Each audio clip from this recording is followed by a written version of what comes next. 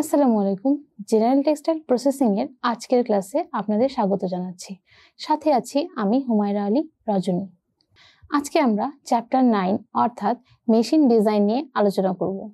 এ পর্যন্ত আমরা সুতা তৈরি করা, কাপড় তৈরি করা, ওভেন ফেব্রিক, নিট ফেব্রিক সবগুলো কাপড় তৈরি করার প্রসেস সম্পর্কে জেনে এসেছি।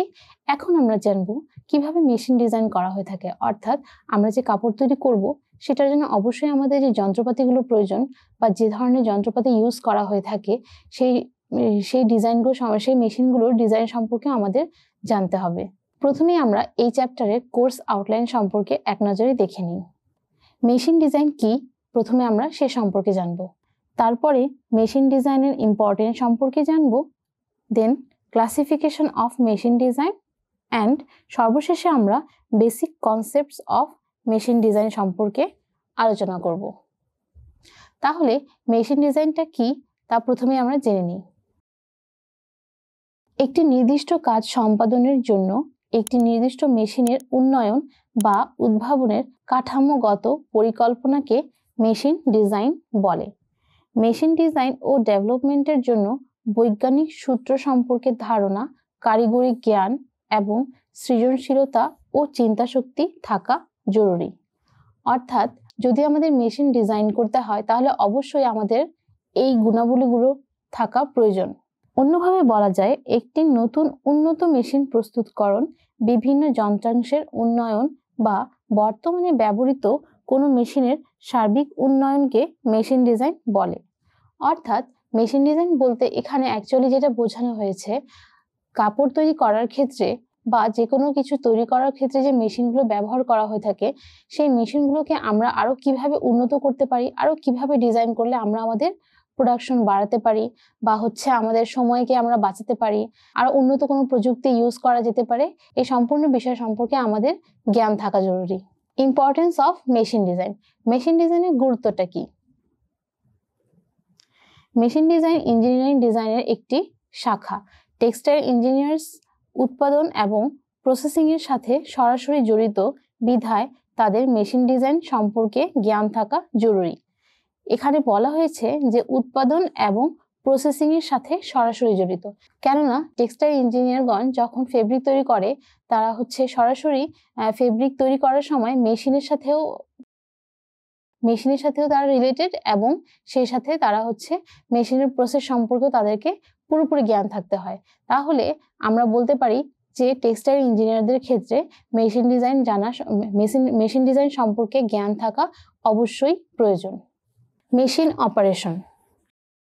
সঠিক অপারেশনের জন্য কোনো ইঞ্জিনিয়ারের মেশিন ডিজাইন সম্পর্কে জ্ঞান থাকা জরুরি, কেননা মেশিন কিভাবে ইউজ করা হবে সে সম্পর্কে আমাদের জ্ঞান লাভ করার জন্য হলেও মেশিন ডিজাইন অর্থাৎ মেশিনের ফাংশন সম্পর্কে আমাদের জানতে হবে। Safety and maintenance. মেশিনের নিরাপত্তা এবং সঠিকভাবে যত্ন নিতে হলে তার ডিজাইন সম্পর্কে ধারণা থাকা প্রয়োজন, কেননা মেশিন যে মেইনটেনেন্স করা হবে অর্থাৎ মেশিনের যে বিভিন্ন পার্টসগুলো মেইনটেনেন্স করা হবে, সেক্ষেত্রে আমরা যদি মেশিনের ডিজাইন সম্পর্কে না জেনে থাকি তাহলে আমরা কিভাবে সেটা মেইনটেনেন্স করব, কারণ কোথায় কি পার্টস আছে, কোন পার্টসের কাজ কি সে সম্পর্কে অবশ্যই আমাদের ধারণা থাকতে হবে। মডিফিকেশন। নতুন ডিজাইন তৈরির জন্য মেশিন সম্পর্কে জ্ঞান থাকা প্রয়োজন। বর্তমানে যে মেশিনটা ব্যবহার করা হচ্ছে সেটার ফাংশন যদি আমরা জানি তাহলেই আমরা পরবর্তীতে সেই মেশিনকে কিভাবে মডিফাই করা যেতে পারে, আরো কিভাবে উন্নত করা যেতে পারে সে সম্পর্কে আমরা জানতে পারবো। Design making. সেটা ডিজাইন মেকিংটা কেমন? নতুন ডিজাইন তৈরি করা, অর্থাৎ আমরা কিভাবে বর্তমানে যে মেশিনটা ব্যবহার করা হচ্ছে সেটা থেকে কিভাবে মডিফাই করে আমরা নতুন ডিজাইন তৈরি করব সেটা জানার জন্য আমাদেরকে বর্তমান মেশিন ডিজাইন সম্পর্কে জানতে হবে। ইন্ট্রোডাকশন অফ নিউ টেকনোলজি, অর্থাৎ নতুন প্রযুক্তির অ্যাডপশনের জন্য মেশিন ডিজাইন সম্পর্কে ধারণা থাকা প্রয়োজন। এখন আমরা দেখব classification of machine design. Machine ডিজাইনকে কিভাবে ক্লাসিফাই করা যেতে পারে। প্রথমে আছে অ্যাডাপটিভ ডিজাইন। অ্যাডাপটিভ ডিজাইনটা কেমন? বিদ্যমান মেশিনের মধ্যে কিছুটা পরিবর্তন উন্নয়ন এবং নতুন কোনো বৈশিষ্ট্য যুক্ত করে যে ডিজাইন তৈরি করা হচ্ছে তাকে বলা হচ্ছে অ্যাডাপটিভ ডিজাইন।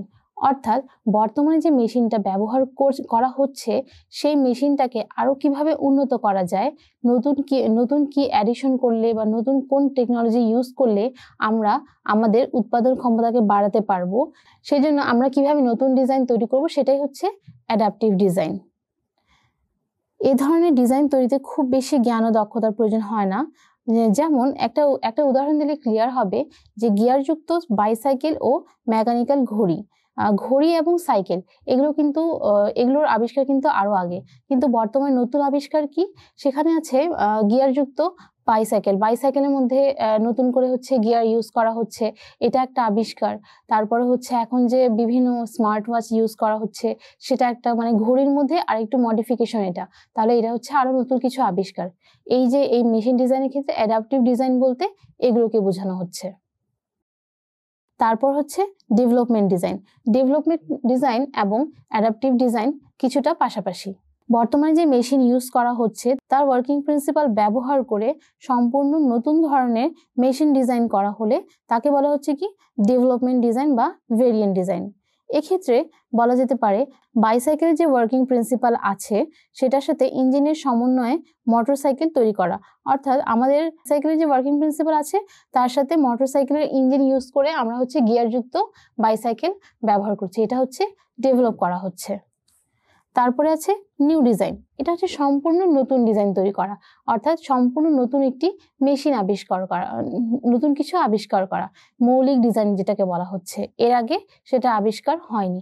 যেমন প্রথমবার যখন এরোপ্লেন আবিষ্কার করা হয়েছিল সেটা হচ্ছে নিউ ডিজাইন, তারা হচ্ছে নতুন করে একটা যানবাহন সেটা হচ্ছে এরোপ্লেন আবিষ্কার করেছিল। যেমন এক্ষেত্রে ডিজাইনারগণের অবশ্যই গবেষণা এবং সৃজনশীলতার প্রয়োজন হবে। এখন মেশিন ডিজাইন করার জন্য কিছু বেসিক কনসেপ্ট আছে, সেই কনসেপ্টগুলো সম্পর্কে আমরা এক নজরেই দেখে নিই।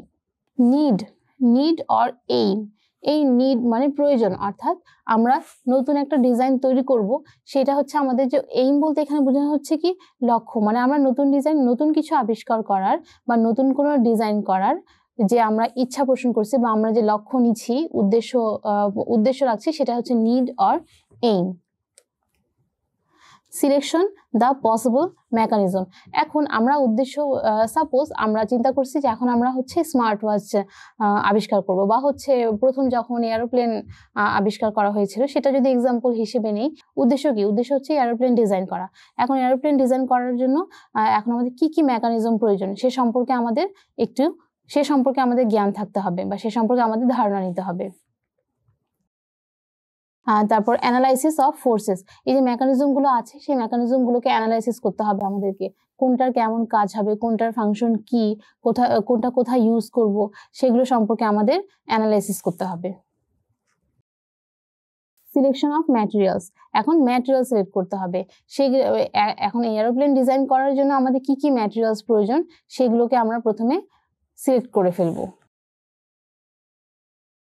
ডিজাইন অফ এলিমেন্টস, তারপরে ডিজাইন করা হয়ে গেলে তারপরে হচ্ছে মডিফিকেশন, পরিবর্তন, উন্নয়ন বা ত্রুটিমুক্তকরণ। কেমন যে এখন আমরা একটা ডিজাইন করছি, এটা হচ্ছে প্রাইমারি লেভেল ডিজাইন, এই ডিজাইনটা করার পরে সেটাকে হচ্ছে মডিফাই করা যায় কিভাবে আরো, বা হচ্ছে যেন কোনো ধরনের ত্রুটি না থাকে, কোনো ধরনের ভুল না হয়, সেগুলো হচ্ছে ভালো করে অ্যানালাইসিস করে তারপরে হচ্ছে আমরা মডিফাই করে একদম ফাইনাল একটা ডিজাইন তৈরি করাকে বলা হচ্ছে মডিফিকেশন। ডিটেইলড ড্রয়িং, তারপরে সম্পূর্ণ ত্রুটিমুক্ত হওয়ার পরে আমরা ফাইনাল একটা ড্রয়িং করব। ফাইনাল ড্রয়িং করার পরে তারপরে হচ্ছে আমরা প্রোডাকশনে যাব। তাহলে মেশিন ডিজাইন করার জন্য আমরা যদি স্টেপ বাই স্টেপ ধাপগুলো চিন্তা করি যে প্রথমে আমরা কোন মেশিন ডিজাইন করব সেটা আমাদেরকে ঠিক করতে হবে, ঠিক করার পরে সেই ডিজাইন করার জন্য আমাদের কি কি এলিমেন্টস প্রয়োজন বা কি কি ম্যাটেরিয়ালস প্রয়োজন সেগুলো সিলেক্ট করার পরে সেই ম্যাটেরিয়ালসগুলোর ফাংশন সম্পর্কে অ্যানালাইসিস করতে হবে। অ্যানালাইসিস করার পরে তারপর আমরা একটা ডিজাইন করব। একটা ডিজাইন তৈরি করার পরে সেই ডিজাইনের মধ্যে যেন কোনো রকমের ফল্ট বা কোনো রকমের ত্রুটি না থাকে সেটাকে ভালো করে মডিফাই করে ফাইনাল একটা ডিজাইন করা হবে। সেই ফাইনাল ডিজাইনের উপর বেস করেই আমরা পরবর্তীতে মেশিন তৈরি করব, অর্থাৎ আমরা যে নতুন মেশিন ডিজাইন করার চিন্তা করছি সেটা করব। এটা হচ্ছে আমাদের মেশিন ডিজাইনের বেসিক কনসেপ্ট একেবারে। তাহলে আজকের চ্যাপ্টারে মেশিন ডিজাইন এই পর্যন্ত আলোচনা থাকলো। নেক্সট ক্লাসে আবারও দেখা হবে। আল্লাহ হাফিজ।